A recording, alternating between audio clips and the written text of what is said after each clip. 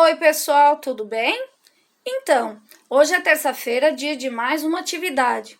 A prof vai começar explicando um pouquinho sobre a atividade de língua portuguesa. No comecinho da atividade, a professora começa explicando um pouquinho sobre o que é folclore, que é uma data comemorativa do mês de agosto. Folclore são todos aqueles conhecimentos do povo em geral, são as receitas, as danças, as músicas, tudo isso faz parte da cultura de um povo.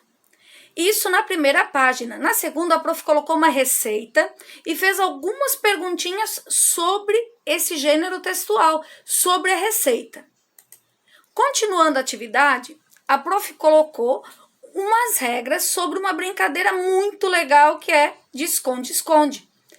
Eu coloquei as regras dessa brincadeira.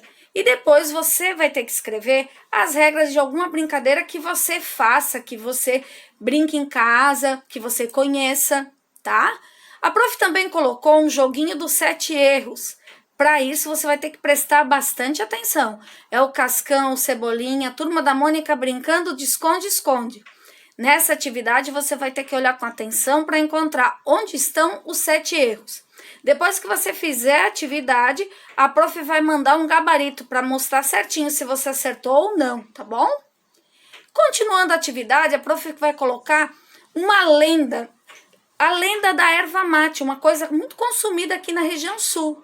Essa lenda é de origem indígena e ela conta como teria surgido essa erva, que hoje é muito consumida, principalmente no chimarrão.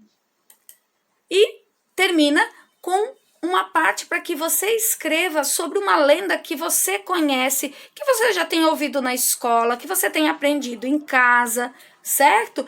Pode ser uma lenda curtinha, mas lembre de colocar a pontuação, lembre de colocar o parágrafo. E se você tiver alguma dúvida, pode mandar uma mensagem para a professora, ok?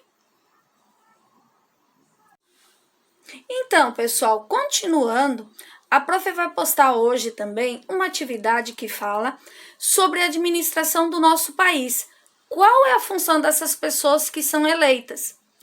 Como vocês aprenderam nas atividades anteriores, falando sobre os estados, então, cada estado, ele também é administrado.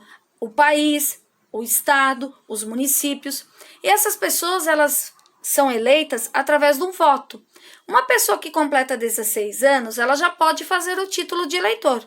No nosso país, o Brasil, é obrigatório dos 18 até os 70 anos votar. Ou seja, quando tem eleições para presidente, para governador, senador, deputado, prefeito, as pessoas precisam ir até as urnas e votar. Isso é muito importante, isso é um ato de cidadania. Então, a prof vai colocar, além dos mapas, a professora também colocou aqui uma foto do título de eleitor, que é um documento muito importante. Peçam para dar uma olhadinha, os pais de vocês com certeza têm. Depois a prof deixou escrito aqui quais são as funções de cada um desses representantes que nós temos. O presidente, os senadores, os deputados, até os vereadores, certo? E depois a prof falou um pouquinho sobre os serviços essenciais, que são aqueles serviços que são muito importantes para nós e é para isso que os nossos impostos servem. Então a prof deixou, depois desses textos, alguns exercícios. A prof também colocou uma pergunta sobre se vocês sabem quem é a prefeita de São José, atualmente, vereadores, quem é o vice-prefeito. Se vocês não souberem, vocês podem pesquisar ou perguntar para algum adulto, certo? Então, depois do texto, tem algumas atividades para que vocês façam. Ok? Certinho? Então, a prof já falou várias vezes o quanto a multiplicação é importante no nosso dia a dia. Aliás, a matemática ela é muito importante no nosso dia a dia.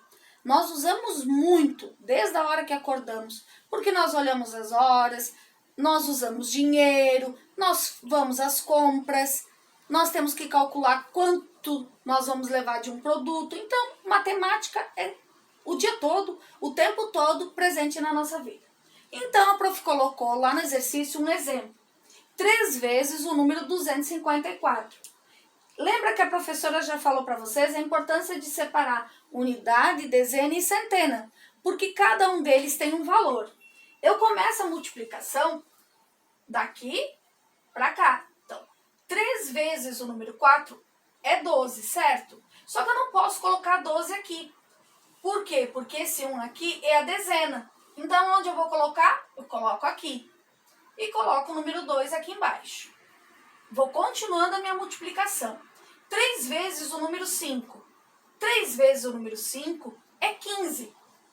Mas tem uma dezena aqui que eu tenho que somar depois da multiplicação. Então, 3 vezes 5, 15. Mais 1, 16, certo?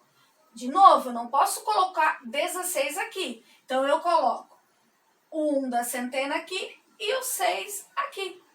Então, 3 vezes 2, 6.